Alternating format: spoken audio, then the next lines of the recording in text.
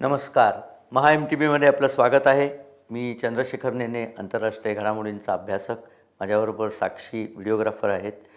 नुकतीच 2 दिवसापूर्वी बातमी आलेली आहे. इकॉनॉमिक टाइम्सचे संपादक स्वामीनाथन अंकलेश्वरिया अय्यर हे एक ज्येष्ठ संपादक आणि विचारवंत आहेत आणि त्यांनी एक तऱ्हेची कबुली दिलेली आहे की 20 वर्षापूर्वी, ॲक्च्युली 20 वर्षाच्याही आधी, जेव्हा नर्मदा सरोवराचा प्रोजेक्ट सुरू झाला होता आणि त्या प्रोजेक्टला मेधा पाटकर अगदी आपल्या सगळ्या टोळीसकट विरोध करत होत्या, प्राणपणाने विरोध करत होत्या. आणि तेव्हा हे स्वामीनाथन अंकलेश्वरिया अय्यर मेधा पाटकरचे जे काही मुद्दे होते ते मुद्दे त्यांना ग्राह्य वाटत होते आणि ते मेधा पाटकरच्या बाजूनी होते. मेधा पाटकरचे मुद्दे थोडेफार असे होते की हा प्रोजेक्ट केला की फक्त श्रीमंत दानग्यांकडेच पैसे जातील, इथे जे भिल्ल आणि बाकी सगळे आदिवासी राहतात त्यांचं जीवनपद्धती नष्ट होईल, त्यांचं आयुष्य संपून जाईल, त्यांचं सगळं खराब होईल आणि त्याकरता हा प्रोजेक्ट होता कामा नये. आणि परदेशात जाऊनसुद्धा यांनी असला खूप प्रचार करून प्रोजेक्टवरती खूप बंधनं आणली होती. सुप्रीम कोर्टात गेले. एकूण या सगळ्या त्यांच्या आंदोलनामुळे, आणि मेधा पाटकर एकट्याच नव्हत्या, त्यांच्याबरोबर संपूर्ण डावी गँग होती.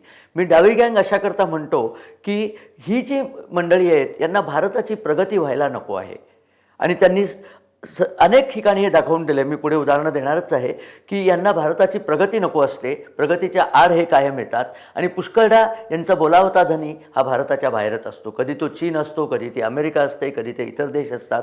त्यांचं ऐकायचं, भारतीय प्रगतीला खीळ घालायची. आणि भारतातला जो मीडिया होता तो त्या काळात याच लोकांच्या बाजूने नेहमी असल्यामुळे भारतभर मीडियामध्ये यांची सगळीकडे, यांना मॅक्सेसे पुरस्कार मिळायचे, यांना सगळीकडनं फंडिंग मिळायचं, परदेशी फंडिंग यांना मिळायचं आणि एकूण जोरात चाललं होतं. नुकसान फक्त भारतीय नागरिकांचं होत होतं. आणि आज इतक्या वर्षानंतर अंकलेश्वरिया अय्यर यांनी लिहिलं आहे की मी जेव्हा बघतो किंवा नर्मदेचं पाणी कच्छपर्यंत गेलेलं आहे आणि लोकांची आयुष्य अतिशय चांगली झालेली आहेत, पूर्वीपेक्षा खूप चांगली लोकांची आयुष्य झालेली आहेत. अगदी भिल्ल वगैरे जे आदिवासी होते आणि ज्यांना जमिनी दिल्या गेल्या सरकारकडनं, प्रत्येकी 5 एकर जमीन द्यायचं सुप्रीम कोर्टाने तेव्हा बंधन घातलं होतं. जमिनी दिल्या गेल्या, त्यांना ट्रॅक्टर दिले गेले, त्यांना मदत दिली गेली आणि मुख्य म्हणजे नर्मदेचं पाणी दिलं गेलं नर्मदा कॅनॉलमधनं. आणि त्या सगळ्यांचं आयुर्मान सुधारलेलं आहे, उच्च रीतीने सुधारलेलं आहे. आणि त्या सगळ्यांनी इथे सर्वे झालेत, हे नुसतं सांगण्याची गोष्ट नाही आहे. सर्वे त्या लोकांचे केले गेले की तुम्ही आधी कसे होता, आता कसे होता. सगळ्यांनी एकमुखाने सांगितलेलं आहे की आम्ही अतिशय उत्तम परिस्थितीत आहोत. भिल्लांची तर अशी परिस्थिती होती की काही भिल्ल जे नदीच्या जवळ राहत नव्हते, थोडे वरच्या भागात राहत होते, त्यांना काही पर्यायी जमिनी मिळाल्या नाहीत कारण त्यांच्या जमिनी बुडायच्या नव्हत्या. आता त्यांची परिस्थिती पाहिली तर ते अतिशय वाईट परिस्थितीत आहेत यांच्या तुलनेमध्ये.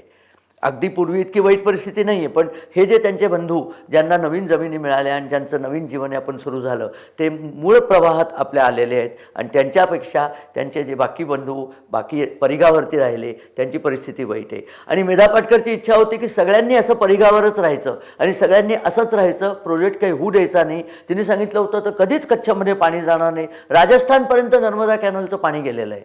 इथे मला एक जुनी गोष्ट आठवते. रामायणामध्ये असं सांगितलं जातं की राम आणि लक्ष्मण जेव्हा दशरथाने त्यांना दंडकारण्यात पाठवलं, हे म्हणजे सीतेचा शोध नाही, त्याच्या आधीच्या वेळेला, तर विश्वामित्र ऋषी त्यांना घेऊन गेले होते. कारण ते म्हणले की आम्ही यज्ञ करतो तेव्हा राक्षस त्याला विघ्न आणतात, त्या राक्षसांचा प्रतिकार करायला मला राम आणि लक्ष्मण आले पाहिजेत. इथे यज्ञ म्हणजे संस्कृतीचा प्रसार असा आपण अर्थ घेऊया. यज्ञ म्हणजे मॉडर्निटी, त्याचा प्रसार, लिखाण वाचन त्याचा प्रसार असाच आपण अर्थ घेतला तर आजच्या परिस्थितीत सुद्धा नर्मदेचा प्रोजेक्ट करून तिथल्या सगळ्या आपल्या आदिवासी बंधूंना आणि सगळ्या ग्रामस्थांना, सगळ्या शेतकऱ्यांना एक चांगलं जीवन देण्याचा जो सरकारचा प्रयत्न होता, त्या प्रयत्नात खीळ पाडणारे राक्षस जे होते, म्हणजे त्राटिका राक्षसी होती किंवा मारी सुबाहू राक्षस होते, तिथे आपल्याला हे सगळे मेधा पाटकर, स्मितू कोठारी, अनेक नावं आहेत, किती नावं घ्यावीत, हे सगळे राक्षस आपल्या पुढे आलेले होते. आपल्या सुदैवाने 20 वर्षांनी का होईना या राक्षसांचं निर्दालन झालं आणि नर्मदेचा प्रोजेक्ट पूर्ण झाला. नर्मदा सरोवर धरण तयार झालं, त्या धरणाचं पाणी सगळीकडे मिळायला लागलं आणि प्रगतीची एक लाट आपल्या पुढे आली. परंतु याची केवढी मोठी किंमत आपल्याला द्यायला लागली. नर्मदा सरोवरचा जो प्रोजेक्ट होता त्या प्रोजेक्टची किंमत जवळजवळ 3 ते 5 पटींनी वाढली. ती किंमत आपल्यालाच भरायला लागली, कोणी बाहेर नाही येऊन त्याला पैसे दिलेले नाही आहेत. आणि ती वाढलेली किंमत हा एकच भाग नाही आहे. 20 वर्ष या आपल्या बंधूंची प्रगती आपण रोखून धरली होती, हे पाप कुठे फेडणार आहात? बरं, याची शिक्षा मेधा पाटकर आणि या सगळ्या राक्षस कंपनीला काय झाली? काहीही नाही. आता म्हणत असतील की आमची चूक झाली, तसे ते कबूल करायचे नाहीत. तसे ते स्वामीनाथन अंकलेश्वर या अय्यर हा फार मोठ्या मनाचा मनुष्य आहे. त्यांनी स्वतः सांगितलं तेव्हा माझी चूक झाली होती, आता माझ्या लक्षात येतं तेव्हा मी चुकीच्या बाजूला होतो. नर्मदा सरोवर प्रोजेक्ट व्हायलाच पाहिजे होता आणि तो झाला, म्हणून या लोकांची प्रगती झाली, म्हणून आपल्या देशाची प्रगती झाली. त्या प्रोजेक्टला विरोध करणारे हे विकास शत्रू, हे म्हणजे असे सगळे राक्षस, हे आता त्यांच्या लक्षात आलेलं आहे. परंतु ही गोष्ट इथेच थांबते का? ही गोष्ट इथे थांबत नाही. मुंबईचे आपण सगळे रहिवासी आहोत.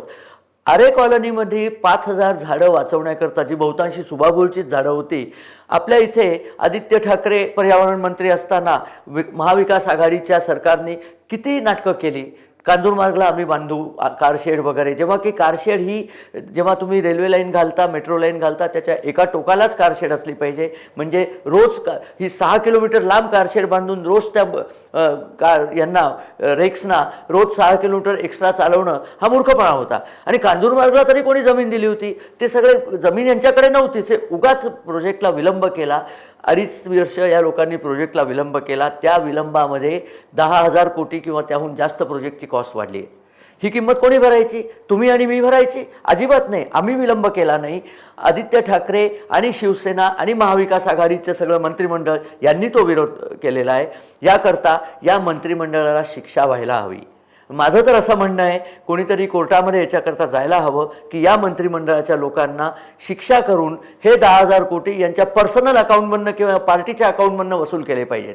तर पुढच्या वेळेला हे असले सगळे जे नाटकी डावे आणि विकास शत्रू आहेत, त्यांचा विकासाला शत्रू करण्याचा, विकासाला शत्रुत्व करण्याचा जो प्रचार चालतो तो थांबेल. कारण हल्ली काय होतंय, यांना शिक्षाच नाही आहे. मेधा पाटकरनी 20 वर्ष नर्मदा सरोवर थांबवलं, अजून तिचं कौतुकच चाललेलं असतं. या शिवसेनेने 7,000 झाडं वाचवली असं ते सांगतात. त्याच्या विरुद्ध मेट्रो सुरू झाल्यानंतर जे पोल्युशन थांबेल त्यांनी हे सगळं अनेक झाडांची उत्पत्ती होईल, हे सगळं आकडेवारी त्यांना देऊनही त्यांनी ती ऐकली नव्हती. बालहट्ट, राजहट्ट आणि हा जो काही हट्ट चालला होता, त्या हट्टामुळे त्यांनी हा प्रोजेक्ट थांबवला. याची शिक्षा त्यांना व्हायला हवी. ही शिक्षा झाली नाही तर पुन्हा कोणीतरी असाच उठेल. हे काय, तामिळनाडूमध्ये एक तांब्याची फॅक्टरी होती, ती फॅक्टरीसुद्धा असंच खोटं पोल्युशन म्हणून थांबवली. ती फॅक्टरी थांबवण्यामध्ये ज्या संघटना पुढे होत्या, पुढे असं लक्षात आलं की त्यांना चीनच्या कम्युनिस्ट पार्टीचा सपोर्ट होता. कारण भारताने तांबं मॅन्युफॅक्चर केलं नाही की भारत चीनकडनं तांबं विकत घेतो, एवढी साधी गोष्ट कळत नाही. परंतु ते त्यांनी केलं. ती तांब्याची फॅक्टरी अजूनही बंदच आहे बाय द वे. तसंच कुडानकुलमचा अणुवीज प्रकल्प होता, तिथेही सगळी पोचली. जैतापूरच्या प्रकल्पाला शिवसेनेनेच विरोध केला होता. कोकणामध्ये जी नवीन रिफायनरी यायची होती त्यालाही शिवसेनेनेच विरोध केला होता. असा विरोध करून तुम्ही प्रगती कशी आणणार?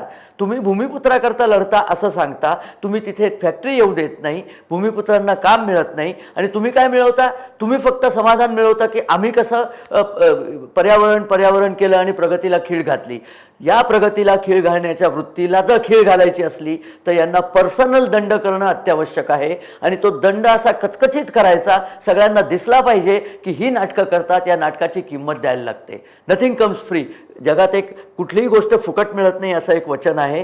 ते या लोकांनाही ही जी प्रसिद्धी, ही जी सगळी नाटकं करण्याबद्दल नौटंकी, मी नाटकापेक्षा नौटंकी हा शब्द जास्ती चांगला आहे, नौटंकी करण्याबद्दल यांची जी कौतुकं होतात, पाश्चात्य मीडियामध्ये होतात, लेफ्टिस्ट मीडियामध्ये होतात, परंतु यांना याची किंमत द्यायला लागते. किंमत तुम्ही आणि मी देतो. मुंबईमध्ये आज घडीला सुद्धा दिवसाला 10 ते 20 लोक ट्रेनमधून पडून मरतात, कारण ट्रेनमध्ये प्रचंड गर्दी असते. ती गर्दी अशा करता असते की ट्रेनला पर्यायी मेट्रोसारख्या गोष्टी नाही आहेत. मेट्रो झाल्या तर ही माणसं मरायची थांबतील. यांचं मृत्यूचं पाप कोणाच्या माथी? याच विकास शत्रूंच्या माथी. हेच राक्षस आहेत, यांच्याच माथी. या राक्षसांचा निर्दालन करणं अत्यावश्यक आहे. जरी भारताची अर्थव्यवस्था 5व्या क्रमांकाची अर्थव्यवस्था झाली असली तरीही या राक्षसांचं निर्दालन जर केलं तर आपण लवकरच तिसऱ्या वर्षाच्या 3ऱ्या दर्जाची अर्थव्यवस्था होण्याची जगामध्ये रँकिंगमध्ये पोचू, ही अगदी खात्री आहे. तेव्हा आपल्या आता सरकारने, आपल्या न्यायव्यवस्थेने ज्युडिशियल ॲक्टिव्हिजम ज्याला म्हणतात, ज्युडिशियल ॲक्टिव्हिजम करावं, सामान्यांचा हा प्रश्न हाती घ्यावा. आणि या ज्या राजकीय पक्ष, हे नक्षलवादी, अर्बन नक्सल, कितीतरी असे लोक आहेत, हे जे सगळे प्रगतीला खीळ घालत आहेत, यांना जबरी शिक्षा करायची आणि ती शिक्षा समोर दिसू देत, म्हणजे पुढची पिलावळ हे सगळं करायला पुढे येणार नाही. कारण असं जर आपण केलं नाही तर एक चाळणीत पाणी भरल्यासारखं होईल, आपली अर्थव्यवस्था आपण मोठी करत राहू आणि ही मंडळी त्या चाळणीतलं पाणी सगळं रिकामं करत राहतील. अशाने देश बलिष्ठ होत नसतो. आपल्या सुदैवाने 2014 सालपासून पंतप्रधान नरेंद्र मोदी यांचं सरकार आल्यापासून आणि त्याच्याही अगोदर जेव्हा गुजरात सरकारने लावून धरलं की हा प्रकल्प झालाच पाहिजे आणि सुप्रीम कोर्टापर्यंत लढत देऊन शेवटी मेधा पाटकरना माघार घ्यायला लागली आणि प्रकल्प तरी झाला. आज तो प्रकल्प झाला म्हणून विद्युत मिळते इतक्या लोकांना शेतीचं. आज तिथे 5 ते 6 लाख रुपये पर एकर शेतीची जमीन आहे. शेतकरी जमीन विकायला तयार नाही आहेत. ते म्हणतात आम्हाला अजिबात विकायचं नाही. इतकं झालं आहे की कालव्यांकरता सुद्धा शेतकरी म्हणतात जमीन द्यायची नाही, जमिनी खालनं ट्यूब घाला आणि पाणी न्या.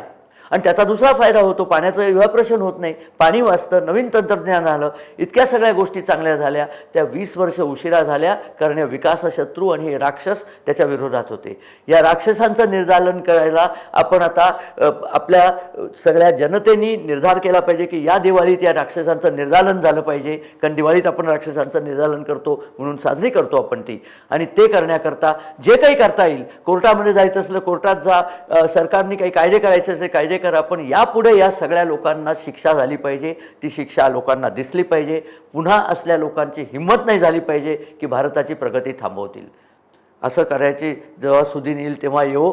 आपण याची सदिच्छा व्यक्त करणं महत्त्वाचं आहे. आपल्याला जर हा व्हिडिओ आवडला तर आपण या व्हिडिओला आपल्या मित्रपरिवाराबरोबर शेअर करा. याच्यात इतरही पुष्कळ माहिती आहे, आर्थिक माहिती आहे, पण ती मी आत्ता देत नाही. आत्ता हा मला संदेश द्यायचा आहे की विकासशत्रूंना नष्ट करा, विकासशत्रूंची पिलावळ बंद करा आणि आमच्या चॅनलला आपण सबस्क्राईब करा. बेल आयकॉन जर आपण दाबलं तर आपल्याला आमचे व्हिडिओ होतील ते तत्क्षण कळतील. तर आपण हा व्हिडिओ बघितला त्याबद्दल धन्यवाद.